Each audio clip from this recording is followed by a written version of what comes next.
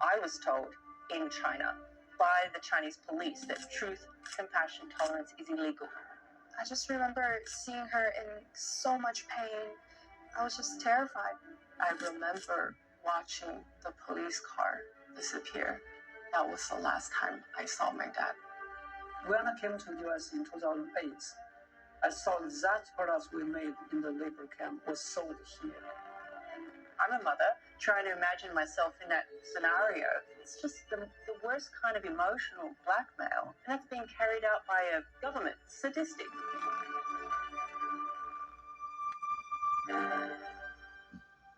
Report.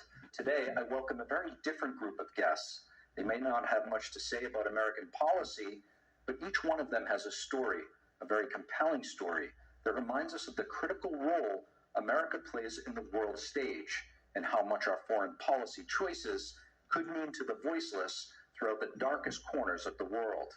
For us, it may be just boring policy and may sound distant, but for others, these policies give them protection they need to survive atrocities that here in America we can only imagine.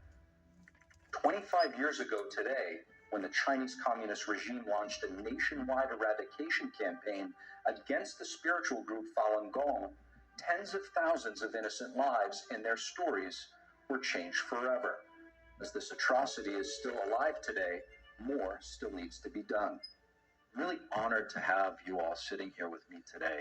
And we're here, unfortunately, on the eve of the 25th anniversary of the persecution of Falun Dafa. And each of you brings a unique personal story to this persecution. And sometimes it's a persecution that is so distant to many people, the crimes that have taken place. And we're going to unpack some of those through your personal stories. Right now, I'm happy to have Ellie Rao joining us, Kay Rubicek, Minghui Wang, and William Huang. Just recently, the Falun Gong Protection Act passed in the House of Representatives. And this is a significant moment in history. And I want to get your thoughts on that. In particular, when you heard about this Falun Gong Protection Act passing in the United States, what type of message does this bill send to the CCP, to Beijing, outside of what some might consider a formality in the U.S.?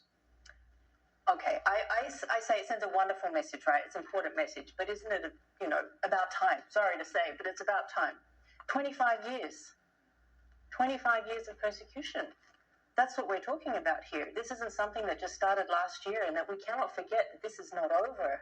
It's not a finished persecution, and that we're talking about in memoriam of millions of people that have been killed. We still don't even know exactly how many people have been killed. So I say, great. Let this send a loud, strong, clean message.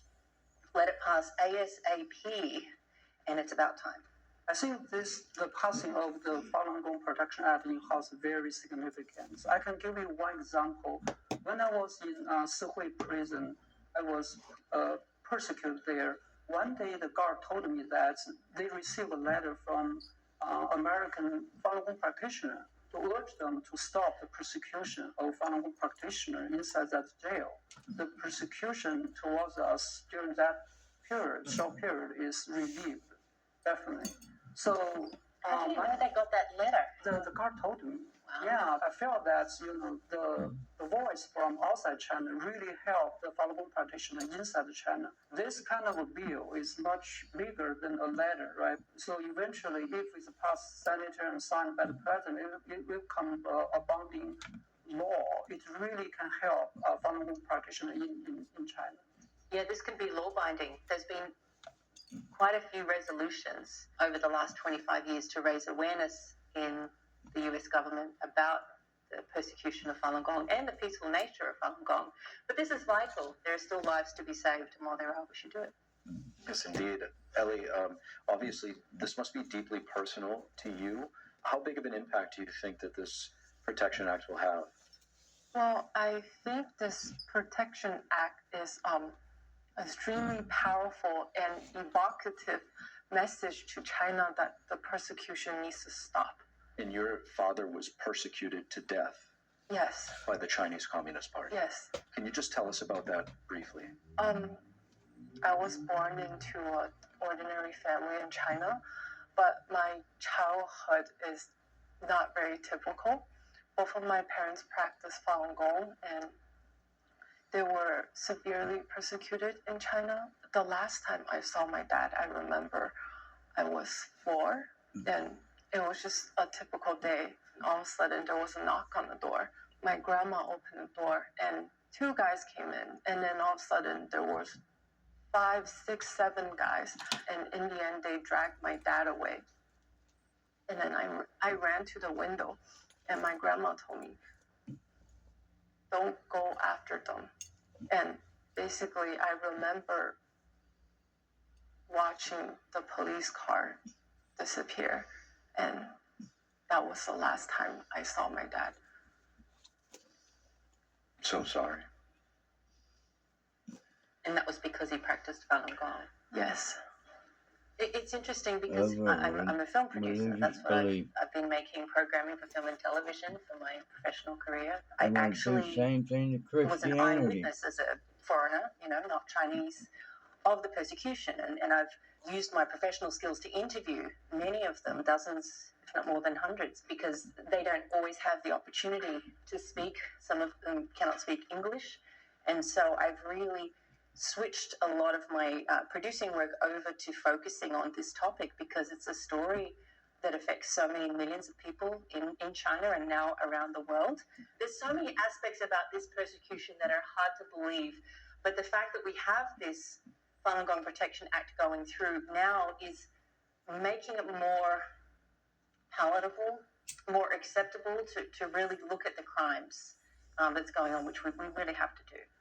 Mingwei, this Falun Gong Protection Act, how significant is it to you and your family? I'm very grateful that my family, all 3 of us are here, me and my parents. I was born in 2000 and the persecution started in 1999. So for the longest time that I would be so scared hearing police sirens. That was my only reality for 11 years. When I was 5, I was led into a door in this so-called re-education center. It's actually just a brainwashing camp. Inside that room, there was like a chair, and this lady was being tied to the chair, and there was this very thick plastic tube inserted into her nose. This lady was my mom, and that was the first time I clearly remember seeing her.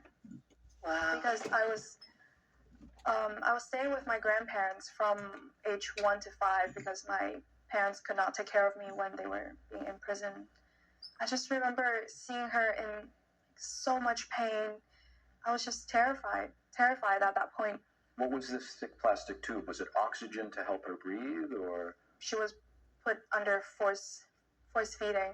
They did it so many times to her, and every experience of that was just like better to be dead at that point than to be alive to experience that. They brought me into that room to witness that. They did that because they want her to see, look, your daughter is crying, your daughter is having so much pain, your daughter couldn't recognize you like this because you practice Falun Gong. So why don't you renounce your faith right now? So they were using you to kind of coerce her. Yes. Most people probably have never heard of force feeding, but it is a torture method used in China. Yes, I personally experienced that. I graduated from Tsinghua University, the top 1 engineering institute in China. People also call it China's MIT. I was in jail for 2 to 5 years just because of my belief in Falun Gong. So when I was in detention center, I felt, we are so wrongly treated because we are trying to be a good person. Why we were persecuted here? So I held a hunger strike. I refused to eat anything or drink anything for 25 days. After that, I fainted because it's my body is weak. Then they chained me 4 limbs in the wood plank. Then they pinched my nose. I cannot breathe freely, and they used a chopstick to stick into my throat. Then I feel very painful. What was the chopstick for? Kind of like in work, I have to suck in something. Then they pour a liquid into my mouth. It's very painful experience, definitely. I feel very hurt here. One of my schoolmates, he was force feeding many times. Once his air pump just broken because the force feeding, they use like a plastic tube to stick into his stomach, but damage the air pipe. So that kind of thing. He has to go to the emergency in the hospital. One practitioner, he from Guangzhou, even he persecuted to death just because of force feeding. It's definitely kind of a torture. Like what they did to Ming Hui. I mean, can you imagine bringing a 5-year-old child into a room with? I mean, I'm a mother. Just trying to imagine myself in that scenario where it's just the worst kind of emotional blackmail, and that's being carried out by a government. I mean, really, it's sadistic to do that, to impose that on a child.